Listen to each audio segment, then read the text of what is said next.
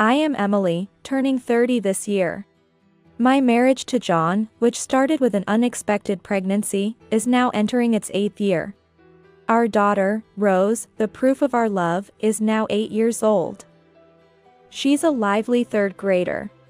When we got married, both of us were 22, fresh into our careers, and broke. We started our new life at my parents' house. Coming from a family with just me and my younger sister Julia, my parents warmly welcomed us. They suggested renovating the house into a duplex, giving us our private space, which made us very happy. Julia was thrilled to have a big brother, though initially bewildered by the unexpected pregnancy. The warm support from everyone allowed us to start our happy life. Little did I know then what was about to unfold. Being a first-time parent was all about not knowing right from left. But Rose was easy to raise. I might be biased, but she learned to talk quickly and hardly had any problem. Compared to other kids, Rose always seemed more mature. Even had a calm atmosphere around her. But let's pause the story about Rose here. 3 years into our marriage, I started to change slowly. John began teasing me about changes in my appearance. "Hey, Emily, you've been pumping up lately, huh? Like an old-time wrestler. The woman I married was much slimmer, remember?" He always cared about my figure, telling me to be more like Julia, who was always stylish and beautiful. Being compared to her was honestly tough. Sometimes John lacks empathy. Comparing me to my younger sister is just cruel. Julia was a college student, young and always fashionable. In contrast, I was busy raising young Rose. Our lifestyles were different, and comparing me to her seemed unfair. I kept telling myself this to avoid getting hurt. But after Rose was born, John somehow became colder. He often lashed out at me with harsh words for various reasons. Maybe he felt the pressure of providing for the family. My parents were working, and we tried to put Rose in daycare but ended up on a waiting list. My parents said, "Don't worry about contributing money now. Use it for Rose."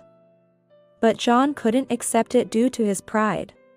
Though inexperienced and not earning much, we were contributing to my family's household. Amidst this, John's attitude towards me grew harsher by the day. "You have it easy, just playing with Rose at home. I'm working hard to earn all this. I'm not just playing. If it's so hard, why don't we take my parents' offer and stop contributing financially?" I would argue back like this. "I can't do something that embarrassing. Think a little. Your brain must be getting numb staying at home," he would retort. These arguments often happened when my parents weren't around. I too would get emotional and sometimes retorted back harshly. I repeatedly told John to stop belittling me in front of Rose. But he kept venting his stress on me through his words. However, since he was always a kind father to Rose, I endured it. I hoped that by working and contributing to the household, John might return to being the calm and kind husband he once was. So, when Rose started kindergarten, I began working part-time. Returning to work after such a long time was genuinely joyful for me. But John's attitude didn't change. Part-time work is easy, right? No real responsibility. Remember who allows you to live without any hardship. The money you make is tiny compared to mine. John's verbal abuse escalated day by day. Around this time, John started going on business trips more often, coming home late, and was always messaging someone on his phone. I couldn't help but suspect infidelity. One day, I gathered my courage to confront him. "Why are you always on your phone? Is it work even when you're at home? Why not play with our daughter sometimes? We haven't had a family outing in a while either. Let's go somewhere. It's none of your business who I contact. I'm busy with work. You think I'm cheating? Being with someone who's given up on being a woman like you, I might as well cheat. Why can't you be more alluring like Julia? Why does he bring up Julia's name? His words only confused me. Julia was always stylish and vibrant, but she led a busy life and hardly interacted with John. I used to hear about Julia's love life and give advice, but that had stopped recently. As life continued this way, Rose entered first grade. Around that time, I passed the full-time employee exam at my part-time job. I hoped this would lessen John's irritation towards me. But John remained the same. He seemed to think nothing of hurling verbal abuse at me. In front of my parents, John played the perfect husband and father, and they trusted him, treating him like their own son. I once confided in them about John. "Emily, aren't you overthinking?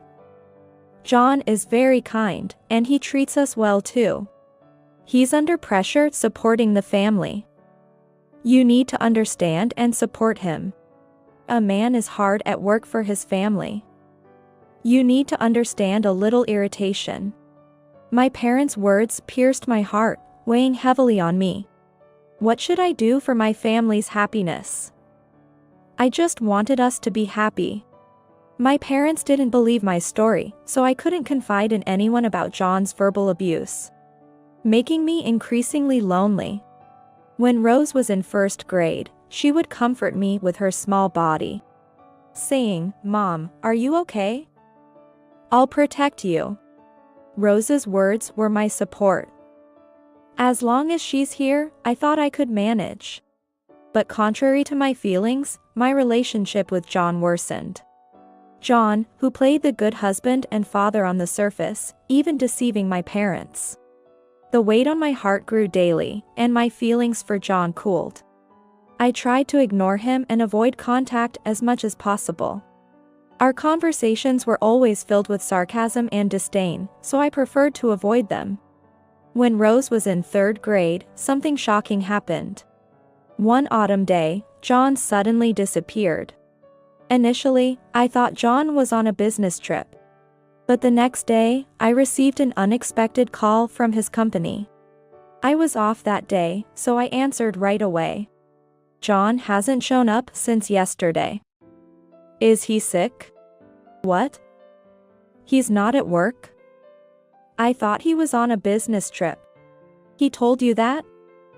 "Our department hardly has any business trips." "Really?" "But he's been saying he's on business trips and leaving home regularly for years." "Is that so?"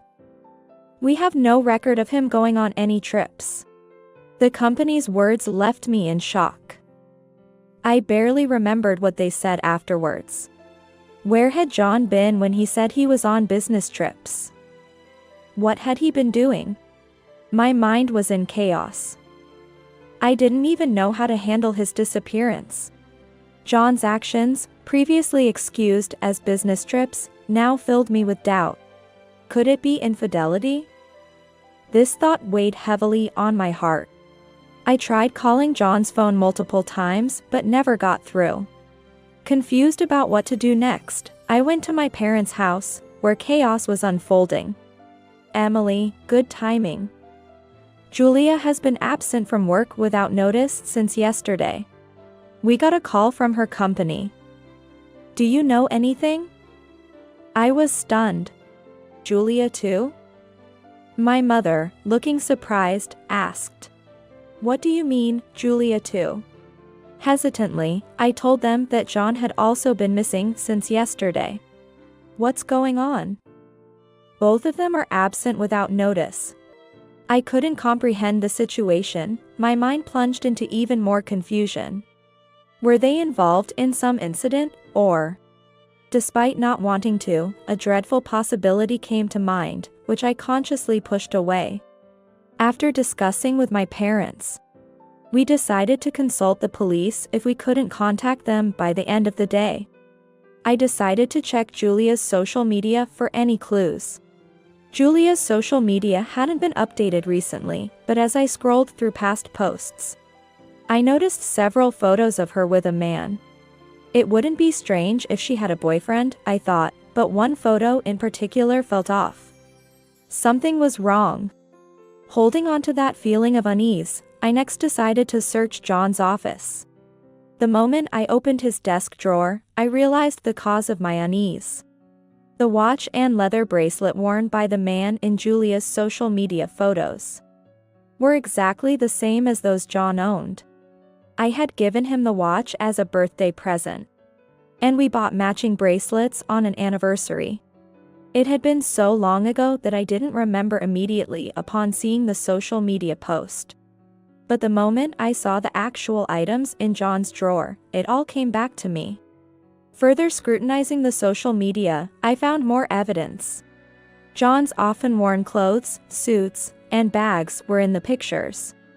His infidelity was undeniable, and the other party was unbelievably my sister, Julia. Words like, "they might have eloped together," crossed my mind. As I continued investigating amidst shock and confusion, I found even more startling evidence in the back of John's drawer. Numerous photos of John and Julia together. In them, John wore a happy smile he hadn't shown me in a long time. Seeing those photos was unbearably painful for me. Suddenly, I noticed an envelope among the photos. Inside was a consumer loan contract in my name for a staggering $270,000. John had taken out a huge loan using my name without my knowledge. A mix of sadness and anger swirled inside me. In a fit of emotion, I threw a book from the shelf against the wall, startling my parents who rushed into the room. "Emily, what happened?" I tried to answer but couldn't find my voice. I opened my mouth, but only tears, not sound, flowed out. Seeing the spread out photos and loan contract, my mother screamed. And my father trembled with anger. What on earth? How could this happen? What was John thinking? Why would he do this? For a while, we just stood there, unable to move. I don't know how much time passed. Eventually, my father spoke quietly. "Did Julia and John go somewhere together? Do you have any idea?" "I don't know. How could I know anything about this?" I wanted to shout at my father, but my voice wouldn't come out. "Emily, what happened to your voice? Are you okay?" I just nodded and kept crying. Later, accompanied by my father, I went to the hospital. "It seems she's suffered a severe shock." The doctor explained various rehabilitation and treatment methods, but I hardly remembered anything from the hospital. My mind was filled with thoughts of John and Julia's betrayal and how to explain it to Rose. As evening fell and we returned home, Rose was waiting, doing her homework. "Mom, welcome back. Grandma said you went to the hospital. Are you sick? Are you okay?" I couldn't speak and just hugged her while crying. "Mom, what's wrong?" "Rose, Mom can't speak right now." "What? Why?" "Mom will get better, right?" Rose was also crying. "It will be okay. We will all support your mom." Rose's cries of "a mommy" made me, and my parents, unable to stop our tears. I was unsure whether to tell Rose the truth, but believing she could handle it, I decided to write it down and explain. Rose watched quietly as I wrote. Once done, she hugged me tightly. "Mom, it's okay. Those two will be over soon." Confused, I asked my daughter through written communication. Her answer and calm demeanor left me shocked and even more disturbed. Seeing my reaction, Rose thought for a moment, then said, "Mom, it's okay. Maybe I felt it in a dream. Let's work hard on the rehab together. Rose is here with you." Her words were the only light in this difficult situation. Rose's presence became my emotional support. Later, my mother contacted my company to inform them that I would be taking some time off. I sent emails to John's and Julia's friends, asking about their whereabouts, but gained no useful information. My parents filed a missing persons report with the police. and went to the consumer finance company to explain the situation regarding the debt in my name. Unfortunately, it was difficult to cancel the debt John had taken out in my name. However, the president of the consumer finance company, an old acquaintance of my father, agreed to help search for John. I had questions about my father's past and connections, but I was too afraid to delve deeper. 5 days after John and Julia's disappearance, a change finally occurred. Julia called my mother. "Mom. It's Julia. Help me. Julia, where are you? You're with John, aren't you? You two have caused a lot of trouble. It's not about that right now. Help me." Julia sounded panicked. However, before we could ask where she was, the call was cut off. We knew John and Julia were together but still didn't know their location and had to wait for further contact. A few days later, the president of the debt collection company contacted my father's cell phone, asking us to come to his office for a discussion. I left Rose with my mother and went with my father to the office. "I'm sorry for the trouble. Is this Emily?" "Yes, this is my daughter Emily. She can't speak due to shock, but please proceed." I couldn't speak, so I just waited for the president's words. I bowed slightly in front of the debt collector president, guessing he might be connected to a mafia. My curiosity about my father's complex associations grew, but I refrained from probing too deeply. "So, what is this about? Is it about John and Julia?" "Yes, actually, our employee found them yesterday. We caught John, but Julia escaped. We're currently looking for her." "What's happening with John?" "We're holding John. He's made quite a debt. We'll have him repay the debt in Emily's name, so don't worry. He won't be free anymore." "I see, thank you." "Can we see John?" "You can, but what will you do?" I couldn't speak, but I communicated through writing that I wanted to see him. "Father, it's okay, I'll convey everything Emily wants to say." The president instructed to bring John in, and about 30 minutes later, John was brought into the room. The marks of his punishment were evident on his face. "John, what have you done? You hurt Emily, took out loans without permission, and even got involved with Julia. Dan, I'm truly sorry for everything. It's not me who you should be apologizing to, it's Emily. Have you ever thought about how much pain she's been through?" Emily lost her voice due to shock. My father was speaking on my behalf, but I wanted to confront John directly, so I wrote my feelings in a notebook and showed it to him. "I can't forgive you anymore. I want a divorce. My daughter and I will no longer see you. I don't want a divorce. I need Emily and Rose. When did you start cheating? What did you use the money for, the debt in my name? Please don't say that, forgive me, Emily. I guess it started around the time Rose entered kindergarten. We often took the same train home, and it started with me advising Julia about her work. I married and started working immediately. So I missed out on having fun while everyone else was, and I felt stressed. Julia also liked me, so I used the money to go on dates and trips with her. I exceeded my borrowing limit, so I borrowed as much as I could in Emily's name." "What do you mean it just happened? Stressed because you couldn't have fun? Don't joke with us. You're the one who got Emily pregnant, remember? You're a married man with a child. And Julia is Emily's sister, for heaven's sake. You've hurt my precious daughter and made my granddaughter sad too. Never show your face to us again." I was shaking and crying. "Emily, are you okay?" I nodded in gratitude to my father for speaking on my behalf. "Thank you for bringing him here. It's okay, now. Take him away." Following his order, John was forcibly taken away by the employees. What will happen to my husband now? Maybe a tuna fishing boat, Or maybe something else. You're better off not knowing the details. But rest assured, he won't appear before you and your daughter again. John's future was destined for something unimaginable. It was a fate he brought upon himself.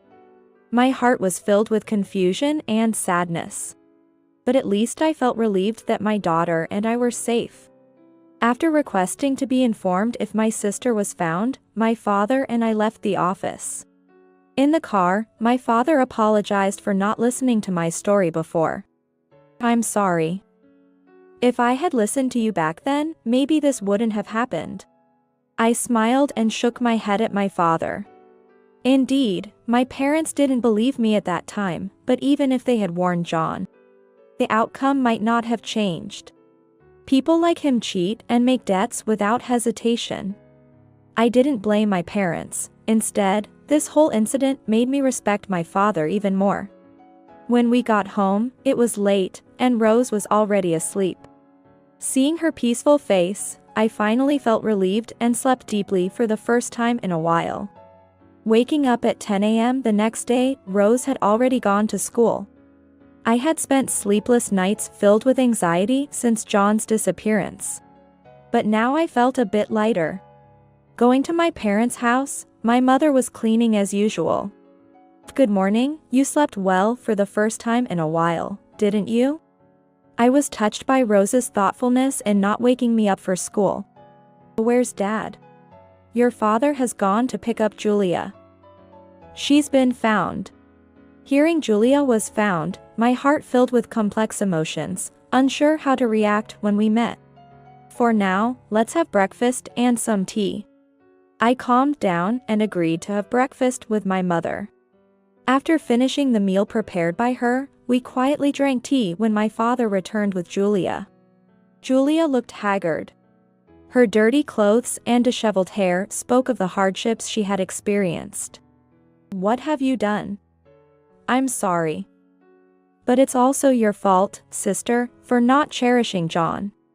It's wrong to take a marriage for granted and not make an effort to keep your partner's love. And I've always loved John. It just happened that you met and married him first. Julia unapologetically justified her actions and negated my relationship with John.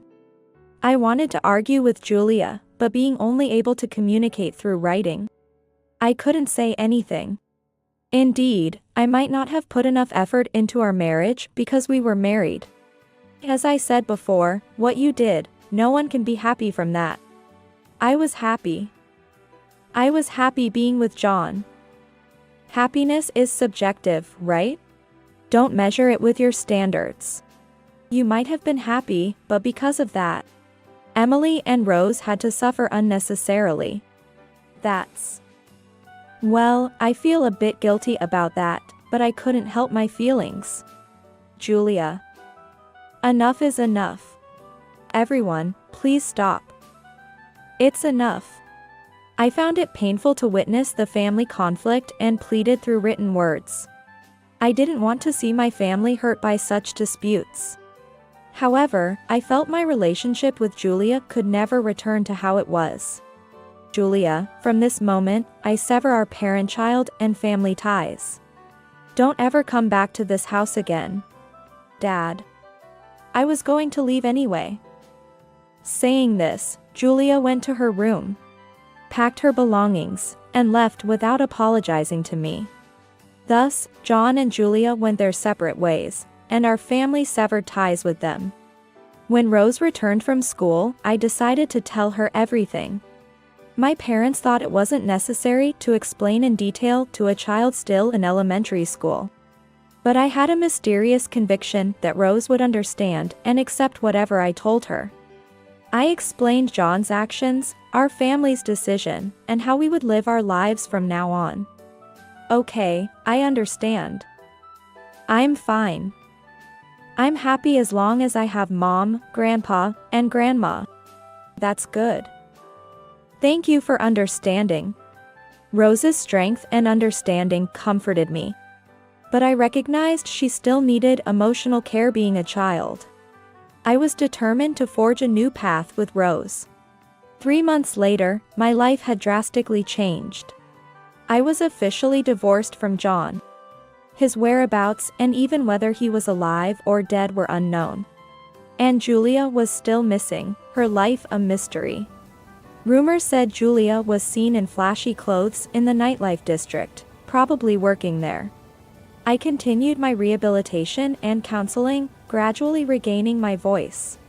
Our life with Rose was the same as before, supported by my parents, living together harmoniously. One day, I asked Rose about her mysterious words from before. "Why did you say that about Dad and Julia ending soon that time?" "Oh, that? I saw it in a dream. I often have dreams that come true. That time, I dreamt that Dad and Julia were being chased by scary men, and then Dad was taken far away. Julia was walking alone somewhere too. Incredible." I was astonished and slightly unsettled that Rose had precognitive dreams. However, I accepted this as Rose always had a sharp intuition. Her words made sense of everything that had transpired. "Mom, you know, I had another dream. It was about a much older me, so it's probably far in the future. I dreamt that Mom was holding a baby, with a very kind man beside us, and we were all laughing. I was surprised and exclaimed. Whether it was to comfort me or another precognitive dream, I couldn't imagine at the moment. I wasn't ready for a new relationship. My priority was Rose's happiness and well-being. What we needed was to live each day to the fullest, optimistically. The future is unpredictable, but cherishing the present gives hope for a bright future."